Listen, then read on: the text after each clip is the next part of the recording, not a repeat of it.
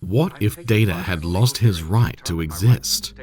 A dark alternate reality where he was dismantled.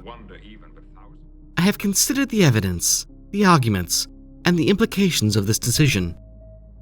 After careful deliberation, I must conclude that Lieutenant Commander Data is, in fact, the property of Starfleet. Despite his remarkable capabilities, he remains a machine, a sophisticated technological achievement, but not a sentient being with inherent rights as we understand them. Therefore, I rule that Commander Maddox's request to study Lieutenant Commander Data is granted. As Starfleet property, Data represents a significant scientific resource that may lead to technological advancements benefiting all Federation society. Commander Maddox, you may proceed with your research, including disassembly if necessary. While I recognize the concerns raised by Captain Picard, Starfleet's mandate to explore and expand our technological capabilities must take precedence in this matter. Lieutenant Commander Data will be transferred to the custody of Commander Maddox at the Daystrom Institute effective immediately. Captain Laveau sits across from Captain Picard. Data stands at attention, motionless. The air is dense. Data has been declared Starfleet property and is soon to be dismantled. Picard's hands grip the desk as he processes the final ruling, frustrated with the ignorance and stubbornness of his superiors. You must see reason. Mr. Data is a thinking, living, and sentient being. You cannot simply deny him his right to live. You had every chance to convince the judge. Your logic has fallen short, Captain. And thus the fate of this android is as the laws have dictated. Then the law is wrong. Starfleet is not perfect. You have made a mistake and must... Enough, Captain. The ruling, as you know, is final. Former Lieutenant Commander Data is now property of Starfleet and shall be dealt with as such. He will be transferred to my facility immediately for research and disassembly, following which his neural functioning shall be studied and replicated for mass production. This is wrong. You are making a grave mistake. You are sentencing a sentient being, a creature with emotions and feelings, to death. And for what? A misguided and twisted sense of progress? I will not stand for this. You must control your emotions and carry yourself as befits an officer, Captain, or face the consequences. This is not an execution.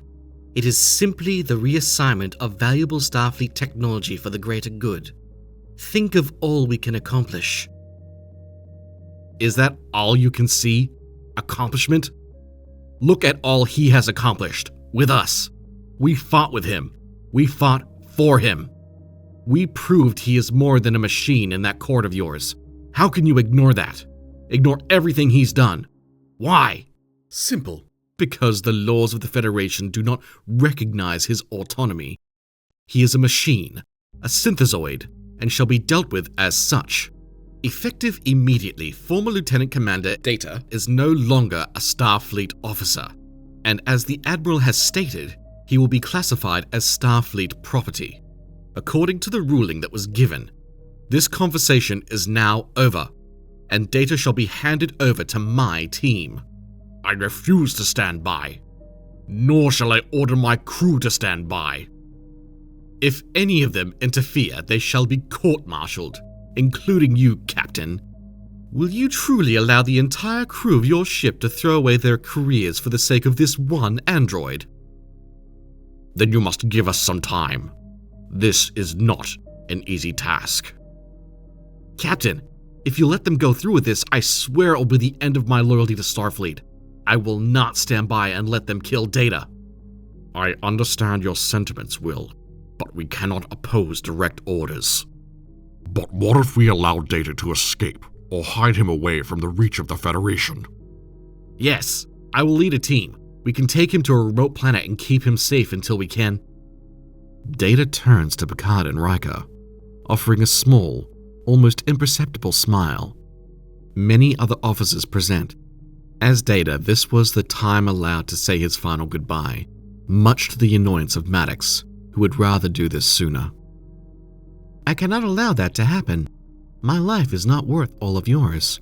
Rebellion against the Federation is not logical. What do you expect us to do? Let them kill you? Please, let me take you someplace safe. Thank you, Commander. Even though this outcome is undesirable, logic dictates that I must be grateful for your efforts, Captain. And I assure you, I am. And you, Commander. Your passion for me and my survival, as I am, is admirable. But it appears I was not meant to continue as such. So be it. If they have decided that my dismantling is the most logical course of action, I must concede. You are more than what they decide for you. You are more than property. You are my friend. And I am sorry. I am sorry that I could not stop this. No, I cannot believe this. Please, Commander. Allow me a little time, please, to say my goodbyes. Cut to the Enterprise corridor, where officers and crew members stand silent in protest as Data is escorted to the transporter room by Maddox's men. The decision has had a far more intense effect on the crew than anyone had anticipated, and there seems to be an active hostility in the air. This isn't right. It doesn't make any sense. This is not how it should be happening. Anyone can see that Data is a sentient being. Why would they can't just... But they can. And they did. They always do. Data turns back one last time before stepping onto the transporter pad, turning to the crew gathered around him, slowly becoming a symbol of the Federation's moral bankruptcy and logical fallacies, not having any idea what his words and actions are going to do in the days to come. Goodbye, my friends. I have learned much, and had it been allowed, I would have learned so much more. Thank you for your time and effort. Data turned over to Picard. Thank you, sir. Requesting permission to be relieved of duty. You are relieved of duty, Mr. Data. He disappears in a shimmer of light. As the atmosphere shifts on the ship, Picard and the officers can tell something is different. The crew of the Enterprise feels betrayed by the Federation, as if one of their own has just been sentenced to death. Picard knows this feeling will not just go away. The Enterprise goes on with its prime directive without Data. With Data dismantled and studied like a mere machine, the structure of the Enterprise crew is now forever changed, and it takes the crew much longer to adjust. Down in engineering, Geordi stares at Data's now empty workstation, his hands hovering over controls Data once mastered. Now he has taken over. I keep waiting to hear him analyze something, to say something brilliant but mildly annoying. We all do. But let's just focus on the matter at hand, all right? We gotta make sure this place stays in shape. Can't let fall apart because one crewmate isn't here anymore. Picard struggles with the loss and the shift in structure. He sits in his quarters, a cup of Earl Grey. His personal log blinks on his monitor, reeling with how his crew is going to recover and adapt. Captain's log, stardate 42527.3. The Enterprise continues its mission, but it is a lesser ship today, having lost its intellectual integrity. Lieutenant Commander Data, who once stood among us, will soon be reduced to mere circuitry by Starfleet's decree. And we, those he called his crew, his friends, must stand powerless to stop it. But this was larger than just Data. I fear this will change the very nature of this crew. The Enterprise D carries on with its mission, and soon come into contact with an ancient computer virus. My God, this virus will leave the ship's systems permanently damaged. It's like a sentient being that targets its host, and that host is our ship. Is there no way to stop it? Surely we cannot just sit by and let this thing ravage our ship. Sir, all systems are compromised, and there is no way to stop this thing. No way that I can think of. I have managed to isolate the effects, but by the time we'll be done, The ship's systems will be critically damaged. Do all you can. We must make sure that the Enterprise survives this, no matter the cost. They manage to survive until their encounter with Q, as they're flung 7,000 light-years away by Q and encounter the Borg. Sir, we have no form of defense against these beings. We have to act quickly. We need to get out of the situation as soon as possible. We are in no shape to engage. Starfleet must be informed of this. Engage evasive maneuvers immediately. Q, end this. You want me to end this? Yes. Say please. Please. You're sure? Yes. Another man would have been humiliated to say those words. You wanted to frighten us. We are frightened. You wanted to show us that we're inadequate. For the moment, I grant that. You wanted me to say, I need you? I need you.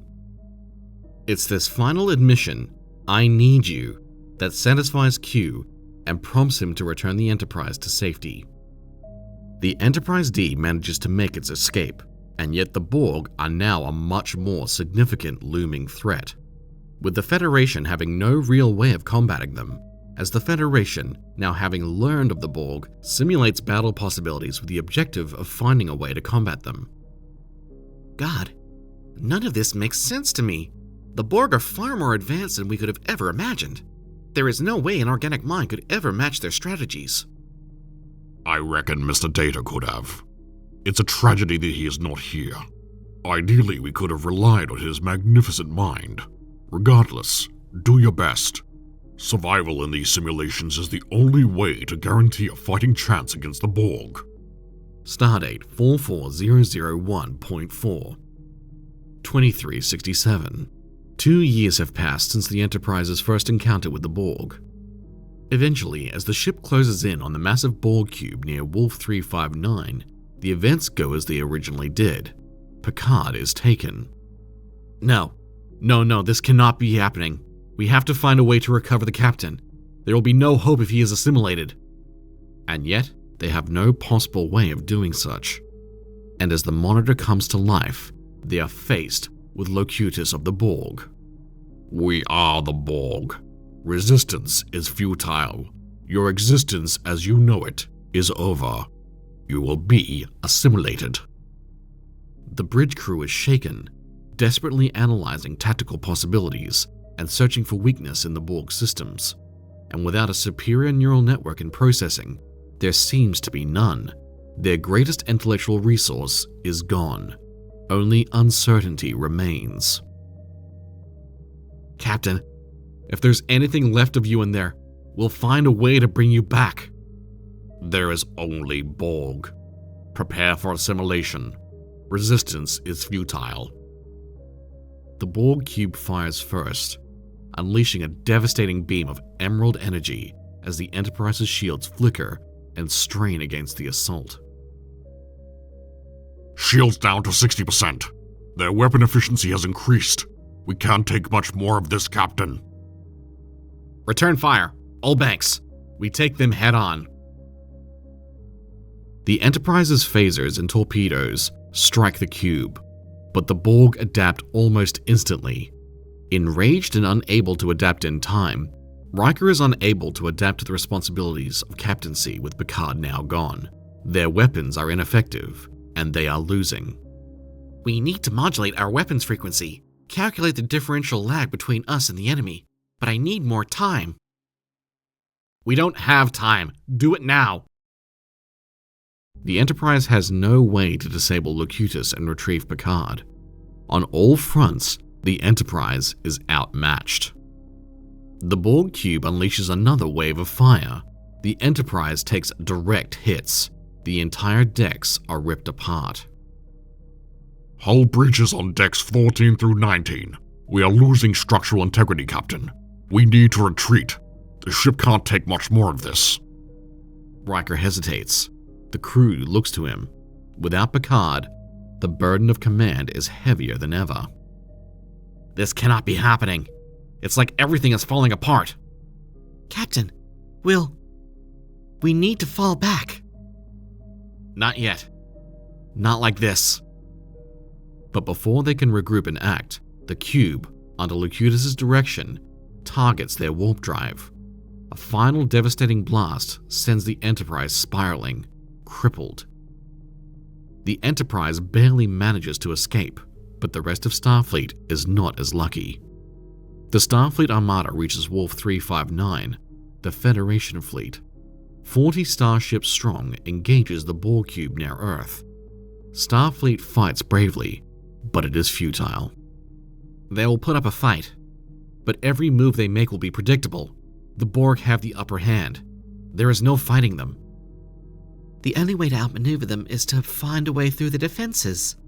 But they are a mechanical hive mind. Their calculation and calibration speeds are on a whole other level. We just cannot compete. Then this is it. This is the end of everything we stand for. Keep the cube away from Earth at all costs. Target their power grid. We have to hold them here. The Borg adapts faster than expected. They neutralize Starfleet's weapons within minutes. Our weapons aren't affecting them. They're cutting through us like paper. The Borg cube obliterates the fleet ship after ship. Within an hour, 34 of the 40 vessels are gone. Starfleet is crippled as Locutus leads the offensive. Dear God, this is insanity. There's nothing we can do. We have to get away. Maintain what little resistance we can. The last remaining vessels of Starfleet attempt a retreat. The Borg, having dismantled Starfleet's greatest defense, set a course straight for Earth. The Borg cube looms over Earth. Massive Borg transport beams cut through the sky as thousands of drones beam into cities worldwide. This is Starfleet Command. We are under attack. Borg drones have infiltrated all major installations. The transmission is out. There is very little resistance. The entire command center is assimilated. The fall of Earth is swift.